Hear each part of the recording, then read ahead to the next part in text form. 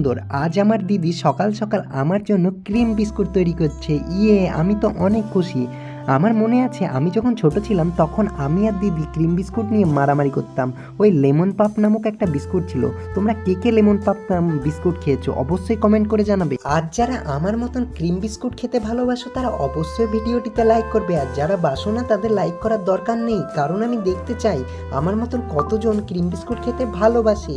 এইদিকে কথায় কথায় দেখি বোন একটা চারকোনা বিস্কুটের মতন ছাঁচ নিয়ে নিয়েছে এবং সেগুলো থেকে বিস্কুটের আকারে কেটে নিচ্ছে এবং সেগুলো আস্তে আস্তে নিয়ে গিয়ে মাইক্রো ওভেনে বোন ঢুকিয়ে দিল, কারণ এই বিস্কুটের ওপরের আস্তরণটা শক্ত হওয়ার জন্য।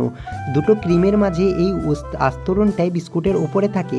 দেখো বন্ধুরা, শক্ত হয়ে গেছে বিস্কুট আমাদের। এবার এখানে ক্রিম রেডি করা রয়েছে আর ক্রিমগুলোকে বিস্কুটের মধ্যে দিতে লাগলাম। আর দেখো কত সুন্দর লাগছে, আমি তো খাওয়ার জন্য আর তর সইতে পারছি না। টাটা বাই, সাবস্ক্রাইব করে দিও।